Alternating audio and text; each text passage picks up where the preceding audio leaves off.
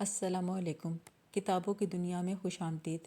قمر اجنالوی کے ناول مقدس مورتی کی قسط نمبر 26 آپ کے پیش خدمت ہے۔ ہوش آیا تو میں کال کوٹری کے اندھیرے میں کایا پنتھا کی گود میں سر رکھے لیٹا تھا۔ میری بے ہوشی کے بعد تھاپا کے آدمی مجھے کوٹری میں پھینک گئے تھے۔ کایا پنتھا نے مجھے سنبھالا، پھٹی ہوئی قمیص کی دھجیوں سے زخموں کا خون پونچھا اور میرا زخمی سر، جسے کسی نرم تکیے کی ضرورت تھی، اپنی گود میں لے کر بیٹھ گیا۔ میری آنکھ کھلی تو سب سے پہلے اسی کا ہیولہ نظر آیا۔ میں صورتحال کو سمجھنے کی کوشش کرنے لگا۔ میرا جسم زخموں سے گھائل اور ضربوں سے چور تھا۔ کوئی حصہ نہ تھا جس پر چوٹ نہ لگی ہو، گھاؤ نہ آیا ہو۔ کہیں ورم تھے، کہیں زخم۔ سوجن کی وجہ سے جگہ جگہ گمڑ تھے۔ شریر ٹھنڈا ہوتے ہی اکڑ گیا تھا اور پھوڑے کی طرح دکھ رہا تھا۔ کروٹ بدلنا چاہی تو آہ نکل گئی۔ کایا پنتھا فوراً بولا، کیشب بیٹے، ہلو گے تو گھاؤ دکھ جائیں گے۔ اس کے آواز میں باپ کی سی شفقت اور دکھی دل کی تڑپ تھی۔ اس آواز کے ساتھ ہی ایک دو گرم قطرے بھی میرے چہرے پہ گرے۔ وہ رو رہا تھا۔ میں نے آہ بھر کر پوچھا، کیوں روتے ہو کایا؟ جو آدمی مشکل سمے حوصلہ چھوڑ دے وہ ہلکا ہوتا ہے۔ وہ گلوگیر لہجے میں بولا، میں تمہارے زخموں پہ مرہم تو نہیں لگا سکتا، صرف آنسو بہا سکتا ہوں۔ ان درندوں نے تمہیں گھائل کر دیا ہے۔ میں جانتا ہوں یہ سارا ظلم کس لیے ہوا۔ تم نے جلپنا کے پریم سے انکار کیوں نہ کر دیا؟ کیا تم اپنے سر پر موت کو منڈلاتا دیکھ کر اس بات سے انکار کر دو گے کہ اس کے باپ نہیں ہو؟ نہیں، میں اس کا باپ ہونے سے انکار نہیں کر سکتا۔ پھر میں کیسے انکار کر دیتا کہ اس کا پریمی نہیں؟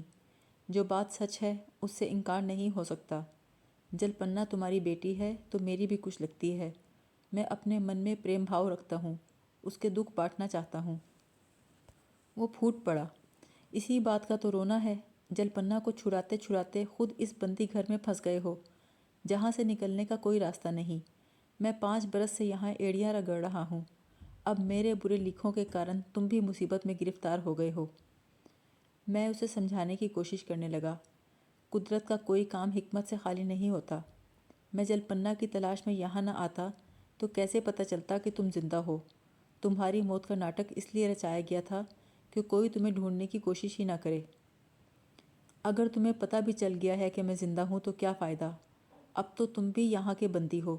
کایا موسا، تمہاری طرح گنجال بھی یہی سمجھتا ہے کہ میں یہاں سے نہ نکل سکوں گا، مگر یہ اس کی بھول ہے۔ ساؤگاری سے چلتے سمے میں شاسترو کو بول آیا تھا کہ جلپنا کو چھڑانے پہاڑی خانقاہ میں جا رہا ہوں۔ اگر 2-3 دن کے اندر لوٹ کے نہ گیا تو وہ سمجھ جائے گا میں پھنس گیا ہوں۔ پھر وہ سروپ جی کو بتا دے گا، وہ ضرور میرے پیچھے آئیں گے۔ کایا پنتھا نے بڑی امید سے پوچھا، کیا سروپ جی تمہیں چھڑانے کی کوشش کریں گے؟ کیوں نہیں کریں گے؟ میرا ان کا ناطہ ہی ایسا ہے۔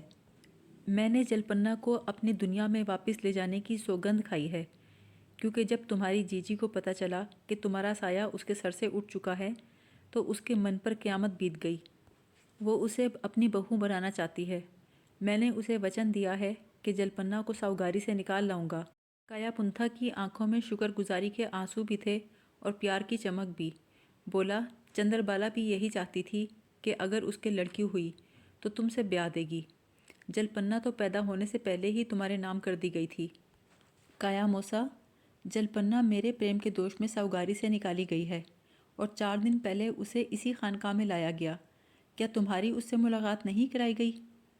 وہ بے چین سا ہو گیا۔ نہیں، تمہارے سوا مجھے کسی نے نہیں بتایا کہ وہ یہاں ہے، اسی خانقاہ میں۔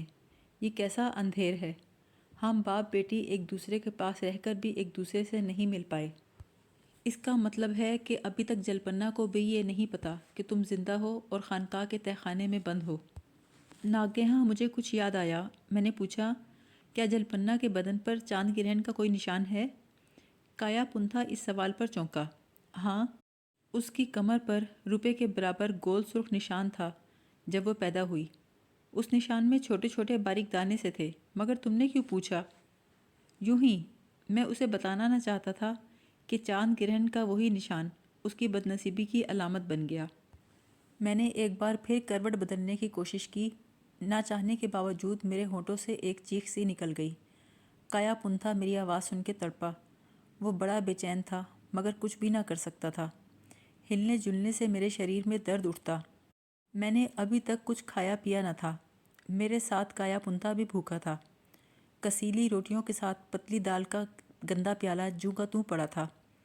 مسلمانوں کی کتابوں میں پڑھا تھا کہ دوزخیوں کو کھانے کے عوض تھوہر دیا جائے گا۔ سوچا یہ بندی گھر بھی تو دھرتی کا ایک دوزخ، ایک نرگ ہے جہاں حالات نے مجھے لا پھینکا ہے۔ میں نے پوچھا تم نے بھوجن کیوں نہیں کیا؟ بس جی نہیں چاہا، آج یہی سوچتا رہا ہوں تمہارے گھاؤ کیسے بھریں گے۔ سمے ہر گھاؤ بھر دیتا ہے، میرے گھاؤ بھی بھر جائیں گے، تم چنتا نہ کرو اور بھوجن کر لو۔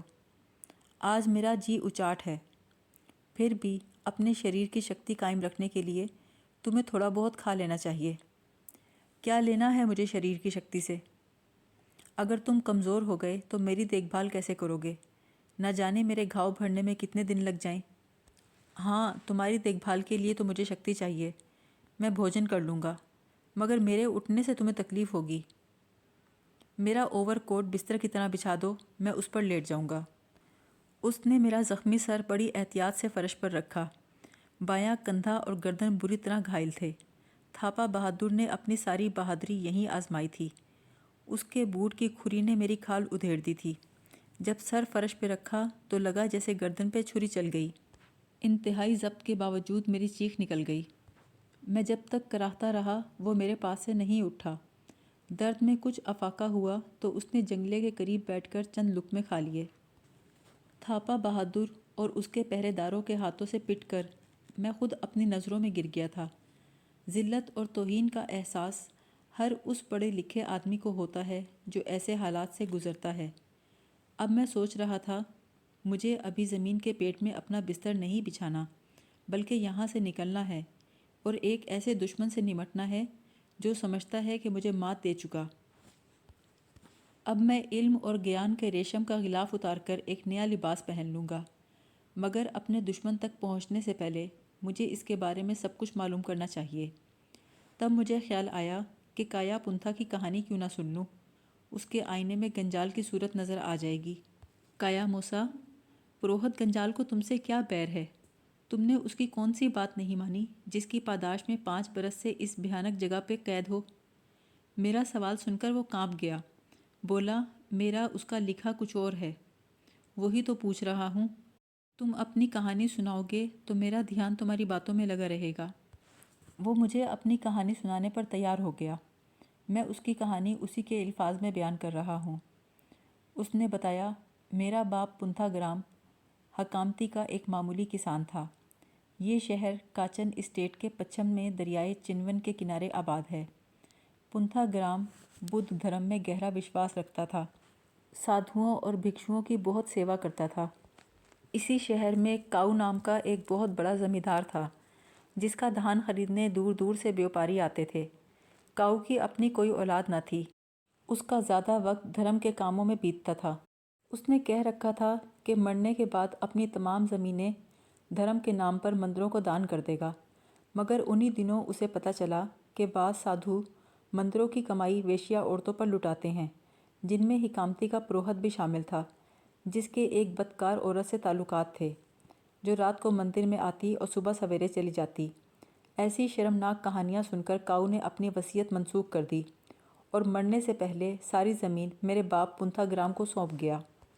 انگریزی قانون کے مطابق اپنی زندگی میں ہی اس نے زمینوں کی رجسٹری پنتھا گرام کے نام کر دی اور اسے ہدایت کی کہ سادھوؤں کو دان دینا بند کر دو۔ اس بات پر سادھو اور بت پروہت بہت ناراض ہوئے۔ سادھوؤں نے تو کاؤ کی رسوم میت میں بھی شرکت نہیں کی۔ اس کی چتا کو آگ میرے پتا نے لگائی تھی۔ انہوں نے میرے باپ کے خلاف مانڈلے کی بت کونسل تک عرضیاں بھیجی کہ کاؤ کی زمینیں مندروں کو دی جائیں، پھر دھرم کے نام پر علیحدہ کی گئی زمینوں اور جائیدادوں کی رکشا کرنے والا ڈپارٹمنٹ ان پر قبضہ کر لے، مگر برما کے انگریزی قانون کے مطابق ان زمینوں کی رجسٹری پنتھا گرام کے نام تھی، اس لیے تمام چالیں ناکام گئیں۔ مگر انہوں نے میرے باپ کا پیچھا نہیں چھوڑا اور کاؤ کے نقلی رشتہ دار پیدا کر کے حق رشتہ داری کے کتنے ہی جھوٹے مقدمے کھڑے کر دیے۔ آئے دن کچہریاں ہونے لگیں۔ حکامتی اور ارد گرد کے سادھوؤں نے وہ طوفان اٹھایا کہ میرے باپ کے من کا سکون اجڑ گیا۔ پنتھا گرام من کی شانتی ڈھونڈنے کے لیے یاتری بن کر دیس دیس گھومنے لگا۔ اس نے ملایا کے شہر کوانتان کا بہت بڑے بدھ مندر کا چرچا سنا تھا، جہاں تتھاگت بدھ کی ہزاروں مورتیاں رکھی تھیں۔ وہ ان کے درشن کے لیے چل پڑا۔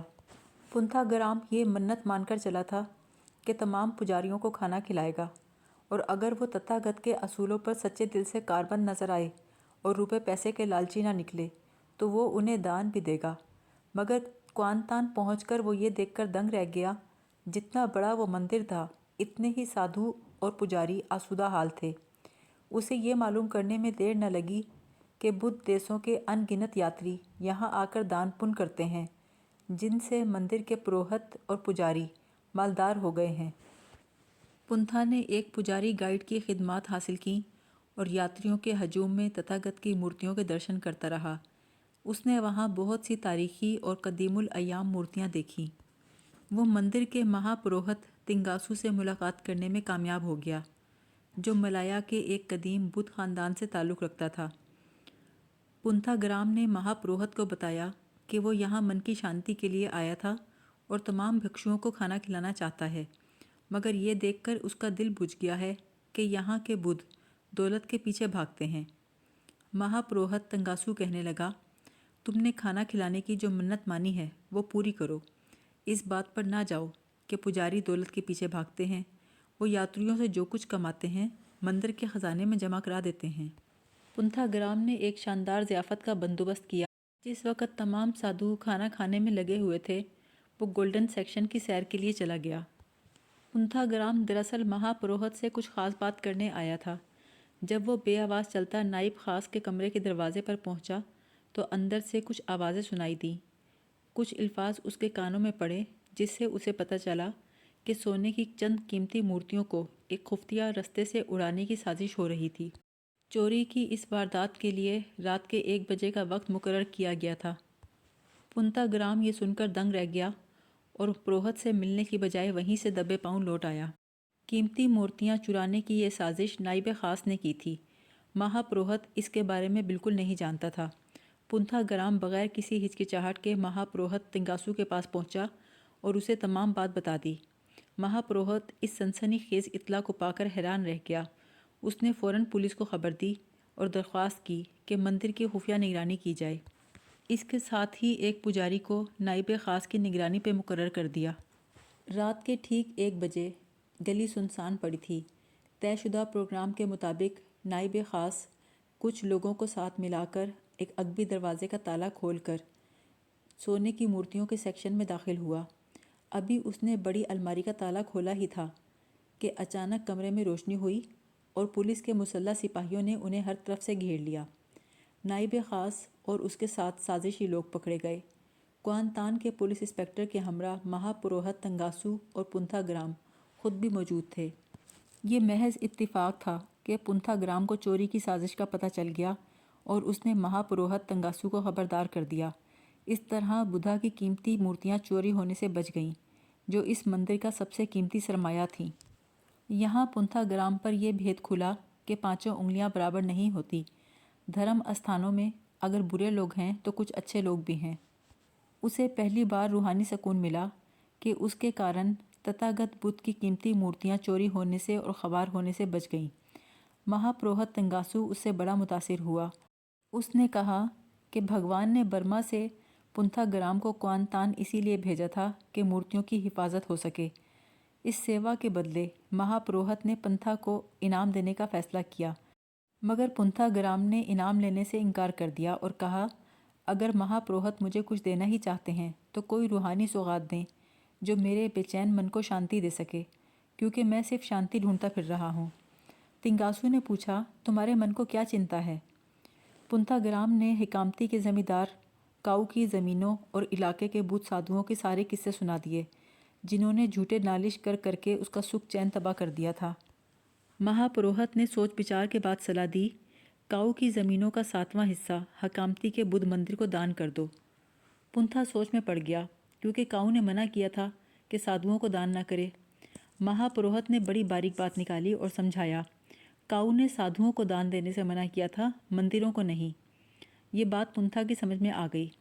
اس کے ساتھ ہی تنگاسو نے مانڈلے کی بدھ کونسل کے نام ایک چٹھی لکھ دی کہ وہ حکامتی کے سادھوؤں کو سمجھائیں کہ وہ اپادی نہ بنے۔ پنتھا گرام ان باتوں سے مطمئن ہوا۔ پھر رخصت ہونے سے پہلے مہا پروہت نے اسے اپنے کمرہ خاص میں بلا کر ایک تحفہ دیا۔ بولا، پنتھا گرام، تم بدھ کے سچے پریمی ہو اور من کی شانتی کے لیے اتنی دور سے آئے ہو۔ جانے سے پہلے میں تمہیں ایک چیز دینا چاہتا ہوں جو زیادہ قیمتی تو نہیں مگر بدھ اتہاس میں بڑی نادر ہے اور پوتر سمجھی جاتی ہے۔ تم نے چونکہ انعام لینے سے انکار کر دیا، لہٰذا تمہیں ایک روحانی سوغات دے رہا ہوں جس سے تمہارے من کو شانتی ملے گی اور تمہاری ہر کلپنا دور ہو جائے گی۔ یہ کہہ کر مہا پروہت نے سونے کی ایک ڈبیا نکالی جو چاروں طرف سے اس طرح بند تھی کہ کھولی نہ جا سکتی تھی۔ جو کچھ بھی تھا اس ڈبیا کے اندر ہی بند تھا۔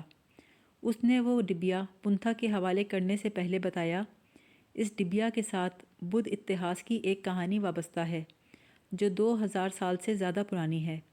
صدیوں پہلے ملایا کے کچھ بیوپاری ہندوستان گئے، وہاں سے کچھ بدھ سوغاتیں اپنے ساتھ لے آئے۔ اس طرح یہ ڈبیا یہاں پہنچی۔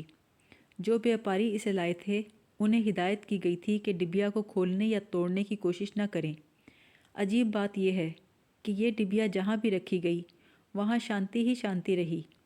بہت سے لوگ تو ان باتوں کو نہیں مانتے، مگر میں تمہیں بتاؤں، بعض چیزوں پر بھگوان کا سایہ ہوتا ہے اور ان کی برکت اپنا اثر دکھاتی ہے۔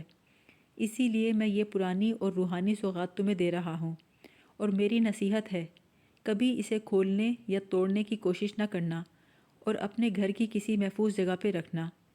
مجھے وشواس ہے اس کی برکت سے تمہاری مشکلیں دور ہو جائیں گی۔ یہ کہہ کر تنگاسو نے وہ ڈبیا پنتھا گرام کے حوالے کر دی۔ پنتھا کو روپے پیسے سونے چاندی کا لالچ نہیں تھا، ویسے بھی ڈبیا کا وزن پاؤ بھر سے زیادہ نہ تھا۔ اس سونے کی قیمت چند سو روپے ہوگی، مگر پروہت نے اس کی جس تاریخی حیثیت کا ذکر کیا وہ پنتھا کے لیے گہری دلچسپی کا باعث بن گئی، اور وہ بولا، آپ نے بدھ اتہاس کے بارے میں کہا ہے، کیا میں وہ کہانی جان سکتا ہوں تاکہ اس کی تاریخی اہمیت سے آگاہ ہو سکوں؟ وہ بولا، کیوں نہیں، جو کچھ مجھے معلوم ہے تمہیں بتائے دیتا ہوں۔ یہ ڈبیا 2000 سال سے زیادہ پرانی ہے، ہندوستان کے بدھ مہاراجا اشوکا کے زمانے کی ہے۔ اس زمانے کے مشہور بدھ ارہت سار گلیان نے بدھ کی ایک مقدس مورتی مہاراجا اشوکا کو بھیٹ کی کہ اسے مرگداؤ کے بڑے مٹھ میں رکھوا دیں۔ کہتے ہیں اس مورتی میں کوئی جیون بھیت تھا جس کی خاطر سرکاری مٹھ کی حفاظت میں مورتی دے دی گئی تھی۔ بعد میں سارگلیان نے سونے کی یہ ڈبیا بنوائی، شاید اس میں کوئی بھیت کی بات محفوظ کر دی۔ مرنے سے پہلے وہ ڈبیا بدھ گیا کے ایک پروہت کو سونپ گیا، جو نہ جانے کہاں کہاں سے ہوتی آخر ملایا پہنچی، اور آج میں یہ ڈبیا تمہیں دے رہا ہوں۔ کایا پنتھا کی اس کہانی میں سارگلیان کا نام اور مقدس مورتی کا ذکر سن کر میری جو کیفیت ہوئی میں بیان نہیں کر سکتا۔ مارے حیرت کے جسم میں سنسنی کی لہر دوڑ گئی، کیونکہ مقدس مورتی کے ساتھ اب ایک پوتر ڈبیا کا انکشاف میرے لیے بہت حیران کن تھا۔ میں یہ جاننے کے لیے بے چین تھا کہ اس ڈبیا میں کیا ہے۔ میں نے بے چینی سے اٹھنے کی کوشش کی، مگر درد سے میرا شریر تھرا اٹھا، میرے ہونٹوں سے ہائی کی آواز نکلی۔ کایا پنتھا میرا ہاتھ پکڑ کے بولا، لیٹے رہو کیشب بیٹے، ہلنے جلنے سے تکلیف ہوگی۔ میں نے اپنی بے چینی کو چھپانے کی کوشش کی اور کہا، میں تمہاری دلچسپ کہانی میں اتنا کھو گیا کہ اپنے گھاؤ ہی بھول گیا۔ حالانکہ سچ تو یہ ہے، کایا نے اپنے باپ پنتھا گرام کی جو کہانی سنائی وہ ایک بدھ یاتری کی سرگزشت سے زیادہ کوئی اہمیت نہ رکھتی تھی، جس سے کسی کو کیا دلچسپی ہوتی۔ میں نے بھی محض کوان تان کے مندر میں بدھ کی مورتیوں کی وجہ سے وہ سرگزشت سنی، مگر مہاراجا اشوکا اور سارگلیان اور مقدس مورتی اور پوتر ڈبیا کے ذکر پر میں چونکا۔ میں اس بارے میں مزید جاننا اور سننا چاہتا تھا۔ لیٹے لیٹے بولا، تو پنتھا گرام نے سارگلیان کی وہ ڈبیا تنگاسو سے لے لی؟ ہاں، اسی کی برکت سے اس کے من کو شانتی ملی۔ کایا کہنے لگا، ایسی نادر اور نایاب ڈبیا واقعی ایک تاریخی اور روحانی سوغات تھی جو 2000 سال سے زیادہ پرانی اور سارگلیان جیسے مہاپرش نے چھوڑی تھی، جس کی برکت اتنی صدیاں بیتنے کے بعد بھی ختم نہیں ہوئی تھی۔ سونے کی اس ڈبیا پر سارگلیان نے پالی زبان میں کچھ پوتر شبد اور پوتر نام کندہ کروائے تھے۔ مہا پروہت تنگاسو نے بتایا، پنتھا گرام، تم انہیں پڑھ نہیں سکو گے، یہ شبد اور نام پالی زبان میں ہیں۔ جو اب اس دنیا میں کہیں بولی اور سمجھی نہیں جاتی۔ ہندوستان میں بدھ راج کے ساتھ پالی زبان کا بھی انت ہو گیا، مگر میں تمہیں بتا دیتا ہوں، اس پر لکھا ہے جیون بھید چار انائے، تتھاگت شاکیا منی امیتابھ آتما روپی۔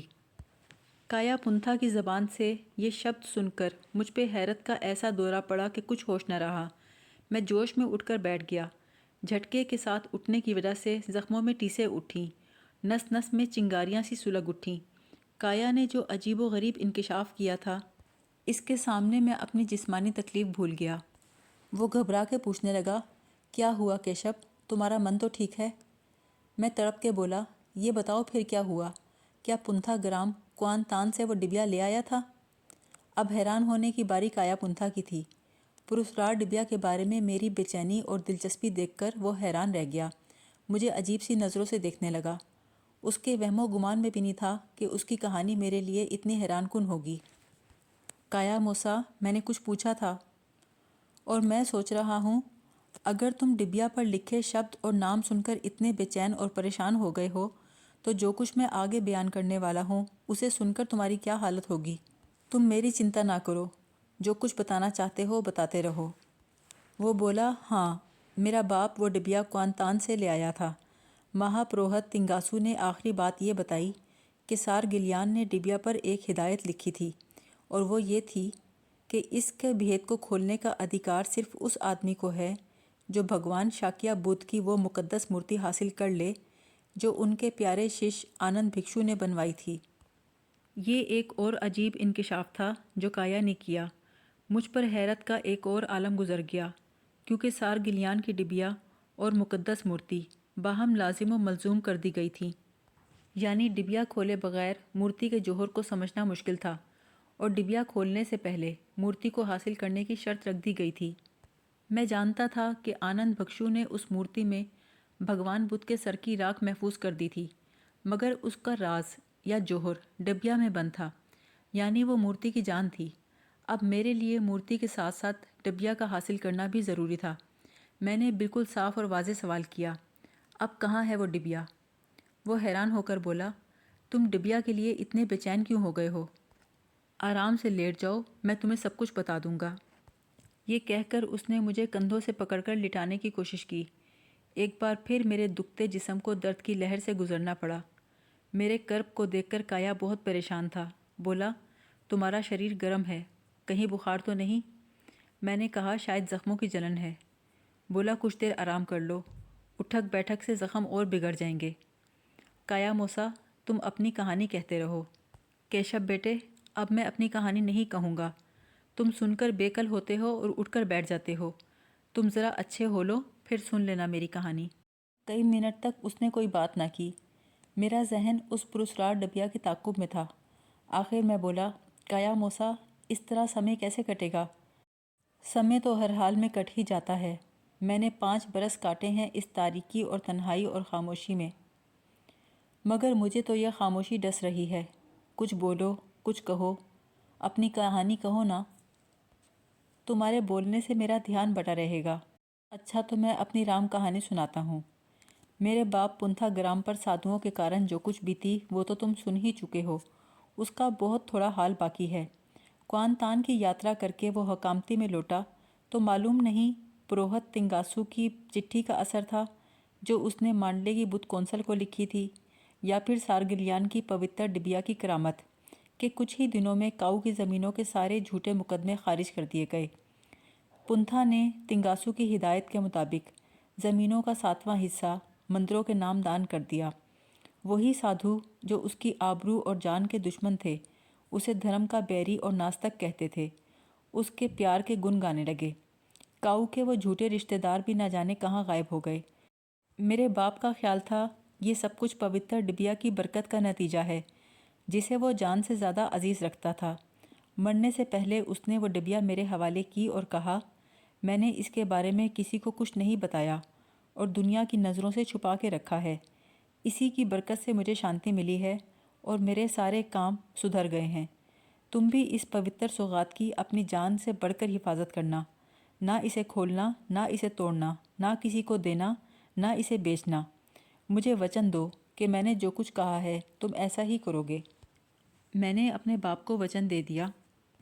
میرا باپ تو ایک قیمتی امانت میرے سپرد کر کے رخصت ہو گیا۔ میں نے اس کی چتا کی راکھ اور ہڈیاں دریائے چنون میں بہا دیں، مگر میں نہیں جانتا تھا کہ وہ مقدس امانت جس کی حفاظت مجھے اپنی جان سے بڑھ کے کرنا تھی، میری تباہی اور بربادی کا کارن بن جائے گی۔ اپنی پتنی چندر بالا کے سرگ باش ہو جانے کے بعد دنیا سے میرا من اچاٹ ہو گیا تھا۔ لوگوں نے دوسرا بیاہ کرنے کا مشورہ بھی دیا، مگر میں نے جلپنا کی خاطر دوسرا بیاہ نہ کیا بلکہ دنیا ہی چھوڑ دی۔ اب میرے جیون کا ایک ہی آدرش تھا کہ اپنی بیٹی کی پرورش کروں اور اسے سکھی رکھوں۔ میں نے اسے باپ کی شفقت بھی دی اور ماں کی ممتا بھی دی، اس کے سب چاؤ پورے کیے۔ اسے بچپن ہی سے ناچ سے لگاؤ تھا۔ یہ شوق پورا کرنے کے لیے ایک ماسٹر نوکر رکھ دیا جو اسے ناچ سکھایا کرتا تھا۔ ہم دونوں باپ بیٹی بڑی خوشی خوشی زندگی جی رہے تھے، مگر جلپنا کی عمر کا 13واں برس ہمارے لیے بڑا منحوس ثابت ہوا۔ یہ 1925 کی سن کی بات ہے۔ تبت کا ایک لاما بھگوان بدھ کی کوئی گمشدہ مورتی ڈھونڈتا ہوا برما میں آیا اور قدیم شہر آوا اور مانڈلے سے ہوتا ہیکامتی سے گزرا۔ کایا پنتھا کی زبانی تبتی لاما کا ذکر سن کر، جو بھگوان بدھ کی گمشدہ مورتی ڈھونڈتا پھر رہا تھا، میرا ماتھا ٹھنکا اور میں نے پوچھا، کیا نام تھا اس لاما کا؟ بدری ساکھا۔ بدری ساکھا کا نام سن کر میرے ذہن میں موت کی گھنٹی سی بجی۔ یہی بدری ساکھا انات بنڈو والی مورتی کا سراغ لگاتا ساؤگاری پہنچا اور منگل ساؤ سے ملا۔ چاچا چکروتی سے اس کی پہلی ملاقات 1920 میں ڈھاکہ میں اور 2 برس بعد چٹاگانگ کی بندرگاہ پر ہوئی۔ پھر اس کا کوئی سراغ نہ ملا۔ وہی بدری ساکھا تھا جو چاچا چکروتی سہائے کی مصیبت کا باعث بنا۔ اب کایا پنتھا کی کہانی میں بھی موجود تھا۔ یہ انکشاف بڑا ہی حیران کن تھا کہ وہ آسام اور بنگال سے ہوتا ہوا برما تک جا پہنچا تھا اور مورتی کی تلاش تھی کہ ختم نہ ہوئی تھی۔ کایا نے بتایا، بدری ساکھا نے مانڈلے میں کسی یاتری سے سنا تھا کہ پنتھا گرام کوان تان کے مندر سے کوئی تاریخی سوغات لے کر آیا تھا جو سارگلیان جیسے مہا پروش کی یادگار ہے۔ جب مجھ سے ملا تو اس سوغات کو دیکھنے کی فرمائش کی۔ میں نے کوئی مذائقہ نہ سمجھا اور پوتر ڈبیا اسے دکھا دی اور بتایا کہ اس بند ڈبیا کو کھولنے کا حکم نہیں ہے۔ وہ بڑا حیران ہوا، اس پر کندہ عبارت دیکھنے لگا۔ میں نے بتایا، یہ پالی زبان میں 4 شبد اور بدھ کے 4 نام لکھے ہیں، جیون بھید 4 انائی تتھاگت شاکیا منی امیتابھ آتما روپی۔ بدری ساکھا نے یہ شبد اور نام سنے تو اسی طرح چونکا جس طرح آج تم چونکے ہو۔ وہ کچھ دیر ڈبیا کو دیکھتا رہا، پھر آنکھوں سے لگایا، بوسہ دیا، پرنام کیا اور چلا گیا۔ اسے گئے صرف 3 مہینے ہوئے تھے کہ میرے گھر ایک پرسرار مہمان آ ٹپکا۔ وہ اسامی قبائل کا ایک سادھو تھا، اپنے آپ کو بھگوان بدھ کا بھگت کہتا تھا۔ اس نے بھی مجھ سے سارگلیان کے ڈبیا کے بارے میں پوچھا۔ مجھے کچھ عجیب سا لگا کہ یہ آدمی بھی اس سوغات سے اتنی دلچسپی رکھتا ہے جو میرا باپ کئی برس پہلے کوان تان سے لایا تھا۔ آخر یہ ماجرا کیا ہے؟ کچھ باتیں کرنے کے بعد وہ مطلب کی بات پر آ گیا اور بولا، میں وہ ڈبیا خریدنا چاہتا ہوں، اس کی اصل قیمت سے 2-3 گنا زیادہ دام دے دوں گا۔ میں نے جواب دیا، تاریخی یادگاریں بیچی نہیں جاتیں اور وہ تو میرے باپ کی نشانی ہے۔ وہ بولا، بیچنا نہیں چاہتے تو دھرم کے نام پر دان کر دو۔ میں نے کہا، دان بھی نہیں کر سکتا۔ میں اس کے سوال پر اور وہ میرے جواب پر حیران تھا۔ ہم دونوں ایک دوسرے کو عجیب نظروں سے دیکھتے رہے۔ کچھ دیر بعد وہ اچانک بولا، سادھوؤں پر کرپا کرنے سے بھگوان خوش ہوتا ہے، سادھو بگڑ جائیں تو بھگوان بگڑ جاتا ہے۔ گویا وہ مجھے اپنی بھکتی سے متاثر بھی کر رہا تھا اور دھمکی بھی دے رہا تھا۔ مگر مجھ سے سادھوؤں کے کون سے گن چھپے تھے؟ میں نے ہاتھ جوڑ کر کہا، شمع کرو مہاراج، میں وہ ڈبیا کسی کو نہیں دے سکتا۔ میرا انکار سن کر بھی اس کا اصرار جاری رہا۔ بولا، ڈبیا ایک نظر دکھا ہی دو۔ مجھے اس کی نیت اچھی نہ لگی، صاف جواب دے دیا کہ دکھا بھی نہیں سکتا، اب چلے جاؤ۔ یہ سن کر وہ جلال میں آ گیا، میری آنکھوں میں آنکھیں ڈال کر بولا، کایا پنتھا، وہ ڈبیا تم مجھے دو گے، یہ میں کہتا ہوں۔ نہ جانے اس کی آنکھوں میں کیا تھا۔ میں ایک پل کے لیے ہل گیا، پھر فوراً ہی سنبھلا۔ مجھے اس پہ غصہ بھی آیا اور کہا، آگے تمہیں کچھ کہنے سننے کی ضرورت نہیں، ابھی میرے گھر سے نکل جاؤ، اسی میں تمہاری بھلائی ہے، سمجھے؟ بعد میں مجھے پتہ چلا اس کا نام پروہت گنجال تھا وہ مجھے کرودھ کی نظروں سے گھورتا ہوا میرے گھر سے تو چلا گیا، مگر حکامتی سے نہیں گیا۔